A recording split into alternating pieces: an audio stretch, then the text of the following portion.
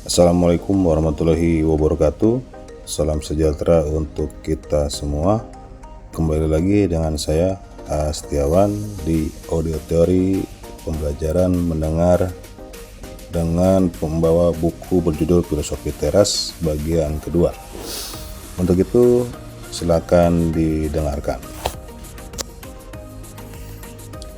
Selaras dengan rasio, kaum Stoa mengandalkan distingsi pokok antara apa yang tergantung padaku, yaitu jiwaku atau rasioku, dan apa yang tidak tergantung padaku, yaitu tubuhku, lahir dan matiku, statusku, karirku, hartaku, siapa gubernurku dan presidenku.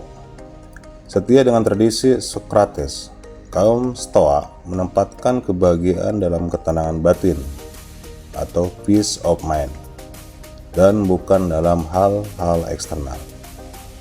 Rasa bahagia tidak sama dengan kenikmatan, uang, makan, minuman, seks atau posisi jabatan tinggi serta kekuasaan. Ketenangan batin tersebut bisa dicapai lewat askesis atau latihan. Kebahagiaan khas Stoa diupayakan lewat latihan sehari-hari. Teori-teori Stoa tentang pembedaan apa yang tergantung padaku dan tidak tergantung padaku, atau teori tentang korporalitas segala sesuatu, atau kecanggihan pelurusan bahasa tidak akan berguna bila tidak dilatihkan. Askesis atau latihan tujuannya adalah untuk membebaskan jiwa dari penyakit jiwa seperti emosi negatif, sebuah error of reasoning, sebuah false belief, produk dari faulty judgment. Kebahagiaan dalam hidup sesuai rasio semesta tercapai lewat apatheia, yaitu ketika kita terjauhkan dari pervert reason atau definisi untuk emosi negatif. Yang perlu dipahami, apatheia bukanlah apatis. Apatheia, kaum Stoa penuh emosi-emosi yang baik seperti rasa gembira, waspada, dan memiliki keteguhan kehendak. Obat anti galau politik. Menjelang tahun politik 2019, filsafat Stoa menjadi sangat penting. Saat Pilkada DKI 2017, kedua kubu saling mencaci maki sedemikian rupa sehingga fakta atau interpretasi tidak jelas lagi. Hoax bertebaran seperti asap polusi di Jakarta. Gejala yang sama sebentar lagi akan membuat banyak orang galau. Kubu Capres A dan kubu Capres B akan saling menyebar representasi mereka masing-masing. Fakta menjadi tidak penting karena yang penting adalah interpretasi atas fakta yang Anda tebar dengan penuh keyakinan. Pertemanan rusak, silaturahmi putus, mata saling menatap curiga, bahkan Tuhan dan agama pun bisa dibawa-bawa sebagai representasi. Berkaca dari Stoa, kita sekarang bisa membedakan bahwa yang menakutkan kita bukanlah partai politik dalam dirinya sendiri, yaitu menakutkan kita adalah representasi orang bahwa parpol itu Tuhan atau setan. Representasi seperti itulah yang mengerikan. Parpol di Indonesia, kalau kita kembali ke fakta, ya gitu-gitu aja. Jangan dibandingkan dengan parpol-parpol di negara maju yang punya ideologi, yang anggotanya membayar iuran, yang kerjanya jelas, yang pengkaderannya ciamik. Kalau parpol di Indonesia, udah deh, nggak usah galau. Parpol kita mah ya gitu-gitu aja. Nah, yang menakutkan adalah manakala ada yang membuat representasi bahwa ada parpol Tuhan dan ada parpol setan. Bila memilih yang satu, Anda pasti masuk surga. Bila memilih yang lain, Anda nggak layak hidup karena percuma Anda hidup, wong mati aja pasti masuk neraka. Ini menakutkan. Jadi representasi seperti ini bisa memecah-mecah umat beragama, mengoyak kerukunan berbangsa, dan menghancurkan kedamaian Nusantara. Selain menakutkan, representasi seperti itu juga bohong besar. Kenapa? Karena kita tahu bahwa seandainya misalkan parpol Tuhan itu nanti menang, hakul yakin nanti saat berkuasa ya korupsi juga. Tuhan sih nggak mungkin korupsi. Maka dari itu, kalau parpol Tuhan nanti korupsi, yang korupsi pasti parpolnya lah ya. Istilah representasi parpol Tuhan itu tidak ada kaitannya dengan Tuhan sama sekali. Karena Tuhan tidak pernah mendaftar ikut parpol manapun. Selama istilah itu hanya representasi dari orang yang mengatakan pada orang itulah dan bukan pada Tuhan, kita semestinya bertanya, maksudnya parpol Tuhan itu apa? Apa parpol mewakili Tuhan atau parpol itu Tuhan sendiri? Atau barangkali cuma mengatasnamakan, mengklaim nama Tuhan saja buat parpol. Kalau dengan akal sehat kita bisa menduga jawabannya yang terakhir, ya sudah, kita biasa-biasa aja juga lah. Pun kalau seandainya setelah menang pemilu, parpol itu korupsi, kita juga tidak kaget. Biasa aja lah ya, namanya juga politik ala Indonesia. Nah, dengan demikian penting bagi kita untuk belajar bersama Stoa agar dapat membedakan mana fakta dan representasi supaya kita tetap waras, tidak gampang galau diombang-ambingkan hoax atau opini orang-orang yang kurang ngopi demi lestarinya persaudaraan dan silaturahmi antar anak bangsa. Sebagai buku populer, Filosofi Teras memakai data dari psikiatri survei hingga mewawancara dengan praktisi media sosial sehingga buku ini menyentuh hal-hal yang sehari-hari dialami generasi milenial sampai mereka yang berumur 50 tahunan. Buku ini penting karena kita akan memasuki tahun politik di mana hoax dan fake news atau berita palsu akan bertebaran dan membuat orang-orang emosi, lalu menggelar demonstrasi berjilid-jilid. Buku ini bisa menyumbang banyak supaya kita waras menyikapi hoax dan fake news. Jangan gampang baper, jangan gampang lebay, jangan gampang terprovokasi oleh persepsi ciptaan media sosial. Nah, bagaimana caranya? Jadilah seperti Stoa, kendalikan persepsi dan pikiranmu. Itu adalah di dalam kendalimu. Lalu, bagaimana dengan omongan media sosial, komentar orang lain, dan persepsi orang lain? Mereka tidak ada di dalam kendalimu, jadi terima dan biarkan saja. Kaum troll, Saracen, dan army apapun yang menyelundup di media sosial akan pusing 7 keliling kalau orang-orang Indonesia bersikap seperti kaum Stoa dan tidak merespon, apalagi meneruskan berita-berita sampah yang memang sengaja dikirim untuk mengeruhkan suasana. Cambridge Analytica, perusahaan Rusia, Novel Ghostfleet, atau siapapun yang bergerak menjadi konsultan politik ngawur-ngawuran tak akan bisa mensuryahkan dan membubarkan Indonesia kalau kita memiliki benteng batin yang kokoh seperti Marcus Aurelius.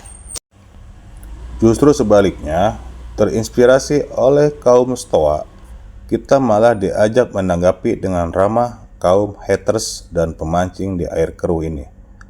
Mereka hanya menjalankan pekerjaan mereka. Mereka memang dibayar untuk menyebarkan hoax atau mereka melakukan yang mereka pikir baik untuk dilakukan. Padahal mereka tidak tahu apa itu yang baik. Jadi kasihan saja mereka berkeras kepala dalam ketidaktahuan mereka. Belajar dari filsafat Stoa, kita justru diajak untuk selalu bersyukur. Bersyukur dan bersyukur bahwa saat ini hidupku oke-oke saja. Aku tidak stres akibat hoax dan aku tidak down akibat bullying kaum haters. Hari ini juga negaraku Indonesia masih memberikan rezeki kebebasan, kenyamanan dan persaudaraan dengan kaum haters yang ignoran. Saat ini alam semesta masih memberiku oksigen untuk hidup. Alam semesta juga menyediakan kaum haters bagiku supaya aku bisa berlatih menguji kesabaran dan keramahanku. Saya suka dengan istilah yang dipakai oleh Henry Manampiring untuk menggambarkan pentingnya latihan dalam filsafat Stoa. Sama seperti otot harus dilatih dengan berulang-ulang mengangkat barbel, maka batin pun bisa diperkokoh lewat latihan rutin setiap hari lewat STAR, Stop, Think, and Assess Respond. Setiap ada filsafat sebagai praktik dan latihan, buku Filosofi Teras ini memberikan cara latihan mental supaya kita memiliki syaraf titanium yang tidak gampang KO, terkapar, atau kesambar galau. Buku Henry Manampiring yang berjudul Filosofi Teras ini sangat penting bagi semua yang masih ingin berakal sehat dan mencintai sesama serta alam semesta. Filsafat Stoa adalah yang pertama mengusung konsep kosmopolis. Bukan hanya di Nusantara ini kita bersaudara, kita adalah warga negara dunia. Semua manusia satu kerabat karena berpartisipasi pada logos semesta yang sama. Baik, memasuki bab 1 untuk judul survei khawatir nasional.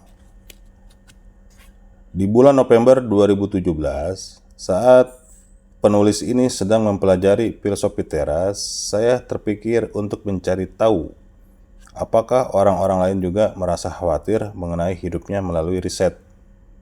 Saya kemudian membuat survei khawatir nasional secara daring. Survei khawatir nasional dilakukan selama seminggu dengan rentang waktu tanggal 11 sampai 18 November 2017. Jumlah responden sebanyak 3.634 responden dengan komposisi responden 70% perempuan. Sebagai catatan metodologi, karena survei ini dilakukan secara daring dan disebarkan secara organik atau sukarela di media sosial, maka hasilnya tidak bisa dianggap mewakili keseluruhan populasi, karena pemilihan sampel tidak acak.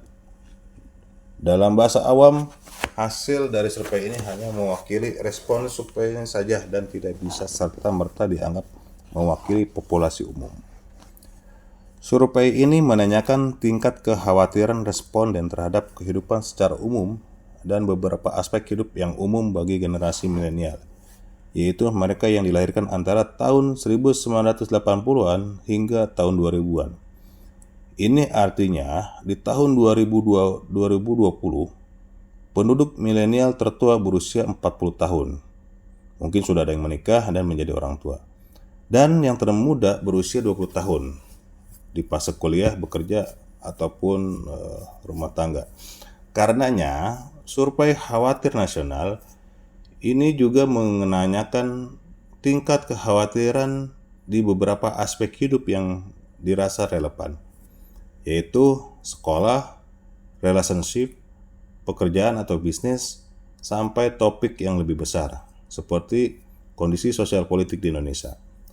Pertanyaan mengenai rasa khawatir selalu menggunakan skala 4 poin, yaitu sangat tidak khawatir, sedikit khawatir, dan sangat khawatir. Skala ganjil dihindari untuk menghindari kebiasaan banyak orang memilih di tengah-tengah saja. Lalu bagaimana hasilnya? Yang pertama, 63% ketika ditanyakan mengenai tingkat kekhawatiran tentang hidup secara keseluruhan saat ini, hasilnya adalah 63% atau hampir 2 dari 3 responden mengaku merasa lumayan khawatir atau sangat khawatir tentang hidup secara umum. Yang kedua, 53% dari responden yang masih bersekolah atau kuliah, separuh lebih merasa khawatir dengan pendidikan mereka. 3 penyebab kekhawatiran tertinggi adalah tugas atau paper yang tidak lancar, hilangnya motivasi belajar, dan nilai jelek atau tidak lulus. Masalah biaya ada di urutan keempat, dipilih oleh 1/4 atau 25% dari mereka yang khawatir mengenai pendidikan mereka.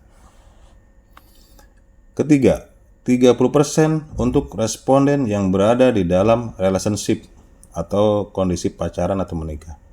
Mereka yang mengaku agak khawatir dan sangat khawatir mengenai hubungan mereka ternyata minoritas dengan presentasi 30%. Ini artinya mereka yang tidak khawatir mengenai relationship lebih banyak dari yang merasa khawatir. Keempat, bagi yang merasa khawatir soal relationship mereka, tiga kekhawatiran utama adalah, yaitu relationship mau dibawa kemana. Kedua, relationship yang terasa sudah hambar. Dan yang ketiga, ada pasangan selingkuh, disusul ketat oleh kekhawatiran keempat, yaitu hubungan yang tidak direstui orang tua. Kelima, bagaimana dengan responden jomblo? Apakah yang jomblo merasa lebih khawatir soal status jomblo mereka? Ternyata hasilnya tidak. Tingkat kekhawatiran kaum jomblo mengenai kejombloannya, mereka ternyata sama sekali tidak khawatir dengan kekhawatiran mereka yang sudah berpasangan mengenai hubungan mereka, yaitu sekitar 30% dari responden. Artinya, memiliki pasangan tidak membuat kekhawatiran kamu lebih berkurang dibandingkan dengan saat kamu jomblo. Good news bagi kaum tuna asmara atau jomblo.